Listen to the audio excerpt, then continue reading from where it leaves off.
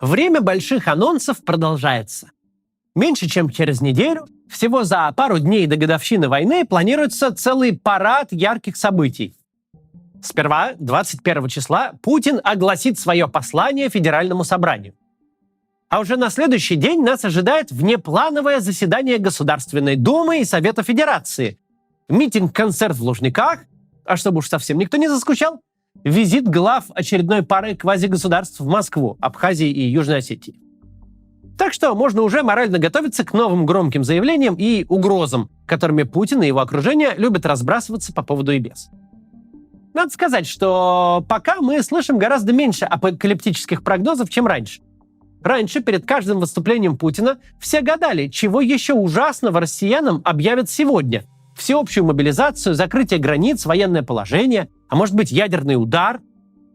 Но на данный момент очевидно, что для страшных заявлений Путину не нужен ни анонс, ни атмосфера праздника, ни памятная дата.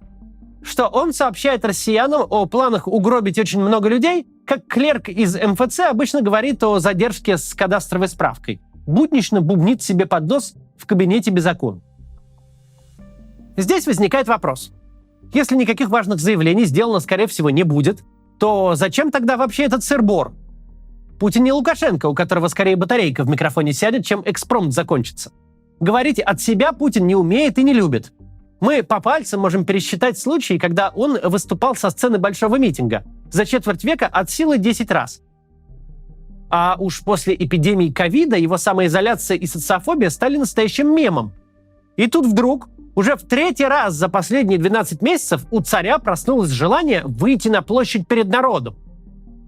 На самом деле есть простое объяснение такой внезапной активности. С каждым днем роковая дата «Год войны» становится все ближе, а конца и края этому ужасу не видно. Вот с этой атмосферой всеобщей безнадеги и неверия надо что-то делать. Путину во что бы то ни стало надо постараться дать россиянам хоть каплю веры, показать им каким угодно образом, что наша страна не погружается в бесконечный кошмар.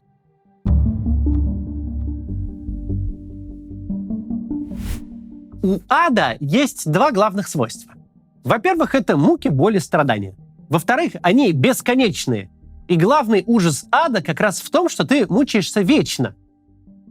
Самое строгое уголовное наказание в России и в большинстве стран мира – пожизненное тюремное заключение. Казалось бы, какая разница? Тебе дали пожизненное или лет 20-25.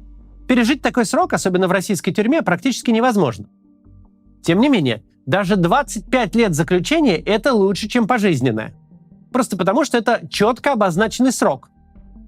Каждый день, проведенный в тюрьме, приближает заключенного к свободе.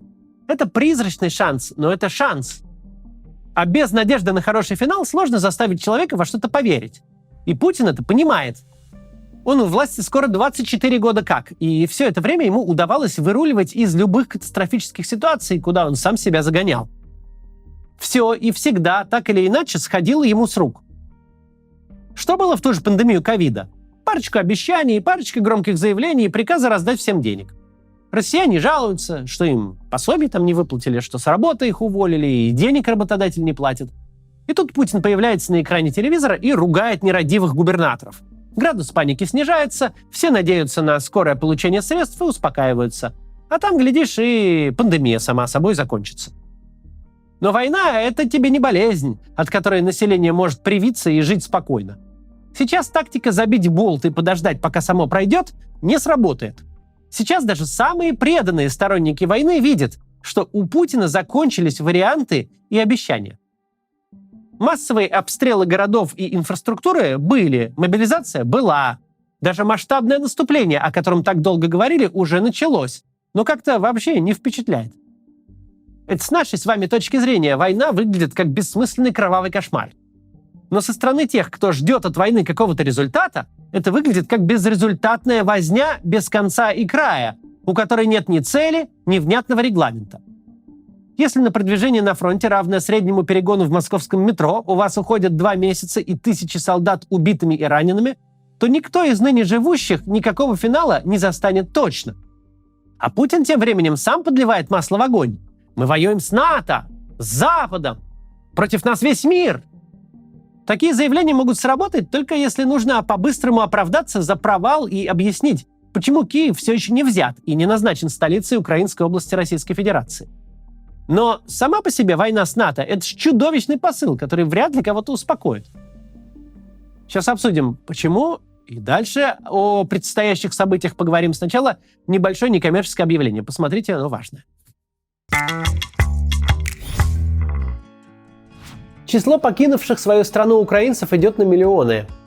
В одной только Европе зафиксировали больше 8 миллионов беженцев из Украины. Сложно себе представить такое число людей. 8 миллионов – это больше, чем население Гонконга. Или без миллиона целый Израиль.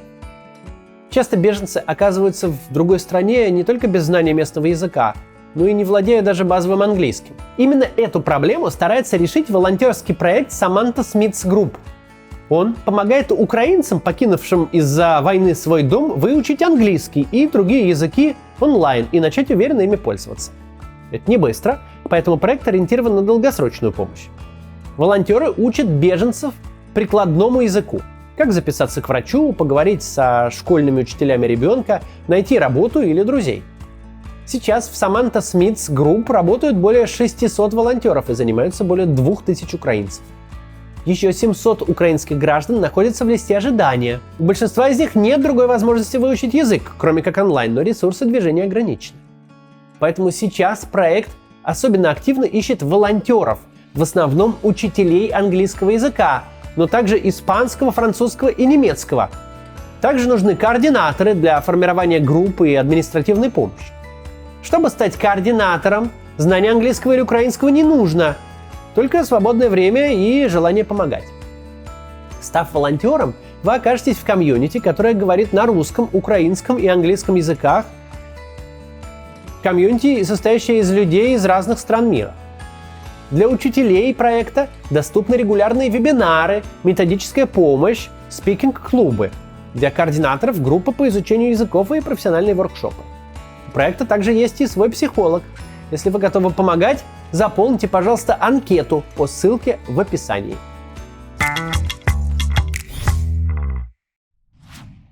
Продолжим. Почему заявление о войне с НАТО вряд ли кого-то успокоит? Потому что кто такие НАТО? Это же непобедимые враги. Война не закончится взятием капиталистского холма в Вашингтоне и торжественным подписанием соглашения о капитуляции США. Это физически невозможно. В чем тогда смысл войны? Что нужно сделать российской армии, чтобы Путин мог объявить о победе над Западом? Будем воевать, пока взрослое мужское население не кончится? Пока все не вымрем? Ну так это что же невозможно? Когда ты говоришь, мы ведем цивилизационную войну со всем Западом, то ты буквально подсовываешь народу синоним слова «бесконечность». Война с НАТО — это эрзац все того же ада или пожизненного заключения. Из этой ситуации просто нет выхода. Это ужасная мысль, которую хорошо бы гнать как от граждан, так и от элит. Но Путин уверенно продолжает пихать ее куда ни попадя. Просто потому, что у него нет никаких других оправданий провала.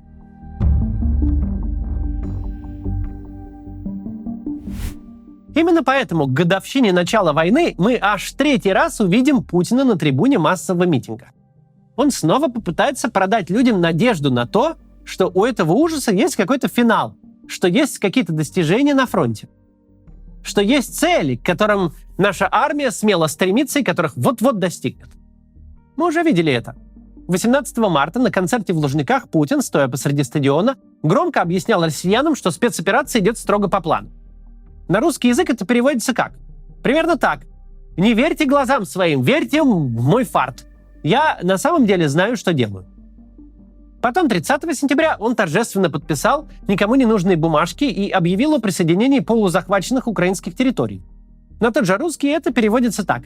Я в домике, я что-то там завоевал, вот видите же, вот завоевал, так что все нормально, граждане.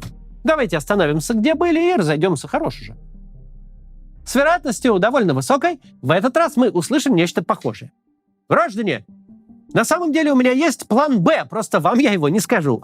Не верьте глазам своим. Это не процесс утилизации людей во имя ничего.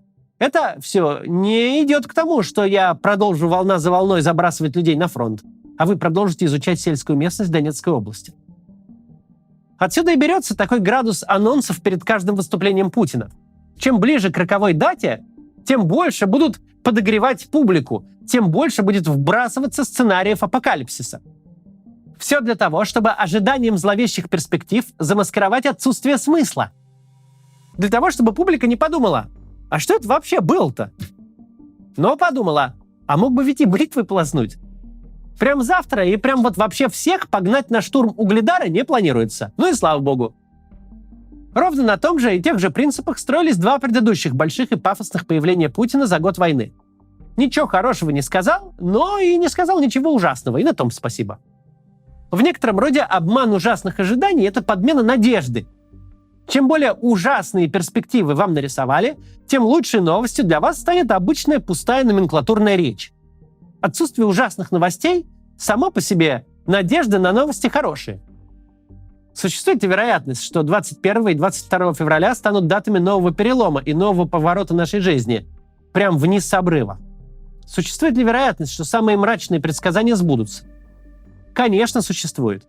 И если речь идет о вашей жизни, которая у вас одна, то вам совсем не нужно воспринимать наше рассуждение как руководство к действию. Ваше руководство к действию, особенно если вы взрослый мужчина, только одно – открыть агрегатор билетов и узнать результаты путинского перформанса, находясь уже по другую сторону российской границы. Прямо сейчас цена такой поездки вполне оправдывается графой «съездил отдохнуть на выходные». Прямо сейчас уехать на пару дней в Ереван, Алматы, Тбилиси или Бишкек не особо дороже, чем в подмосковный санаторий. Не нужно ставить ни на какие предположения. Не нужно дожидаться, пока цена билета на самолет вырастет до размера первого взноса за московскую ипотеку. Есть возможность, пользуйтесь, пока она есть. Но если вести речь не про чей-то персональный выбор, а чуть более абстрактно, то перед нами Владимир Путин, который находится в очевидном тупике. У него не сработал ни один из хитрых планов, ему нечем отчитаться спустя год. И только большой перформанс на стадионе способен это нечем хоть как-то замаскировать.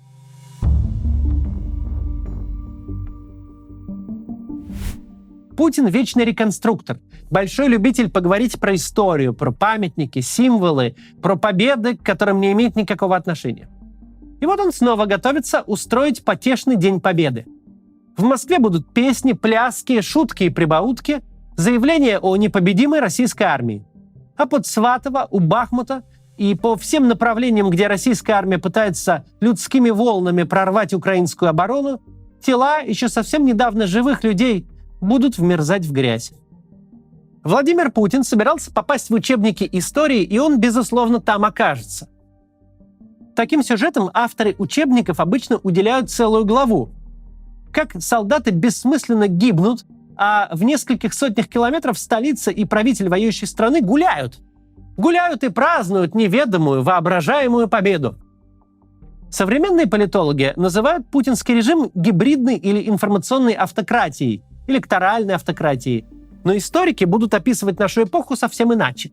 Они ее опишут как эпоху инфантилизма, как эпоху, где ничто не всерьез, ничто не имеет значения, как отыгрыш повелителя мух, когда страной правят вроде бы пожилые люди, но вот только ведут они себя как злые дети. Они постоянно наряжаются в какие-то костюмы, говорят цитатами из фильмов и всякими поговорками. Для них не имеет значения реальность, имеет значение лишь внешний вид и у кого машинка круче. Для них война — это игра в солдатиков, телешоу, что угодно, но только не реальность, в которой умирают настоящие люди. Потому что люди — это что-то ненастоящее. Как дети знают только тех, с кем учатся и играют во дворе, так и кремлевская элита дружит только с теми, кто сидит вокруг. А все остальные — это просто абстрактные цифры из соцопросов. Если эти цифры можно взбодрить концертом в Лужниках вместо объявления мобилизации и закрытия границ, то так и быть, взбодрим. Нам несложно. Почти наверняка мы не услышим ничего ужасного, поворотного или даже нового ни в послании Федеральному собранию, ни на митинге. Услышим мы невнятный бубнёж, который не то что нейросеть, но любой генератор текста с легкостью соберет из старых выступлений Путина. Вместо страшных объявлений нас с вами ждет более пугающее зрелище. Мы увидим руководителя одной из крупнейших мировых держав, который настолько заигрался в вымышленную войну, что не может остановиться, который человеческими жизнями покупает себе время в надежде на ничто, на некое чудо, которое вновь спасет его, вновь позволит ничего не делать и преуспеть. На Деда Мороза или на зубную фею, которая исполнит его желание. Если я закрою глаза и спрячусь под одеяло, то все плохое исчезнет. Это в высшей степени детская позиция. И если так мыслит ребенок, то это нормально. Кто-то считает это глупым, кто-то милым. Но главное, мы все признаем такое поведение детским. Но когда так мыслит взрослый, когда дух ребенка поселяется в теле пожилого мужчины, захватившего власть, когда взрослые люди, словно нашкодившие дети, отказываются признавать свою вину и оценивать последствия своих поступков, вот это по-настоящему страшно. И мы с вами наглядно видим, во что превращается такая инфантильность во власти. В пир во время чумы, в праздник посреди кошмара. Ничего страшного не будет, но всем нам будет страшно. Вот хороший прогноз на 21 и 22 февраля. До завтра.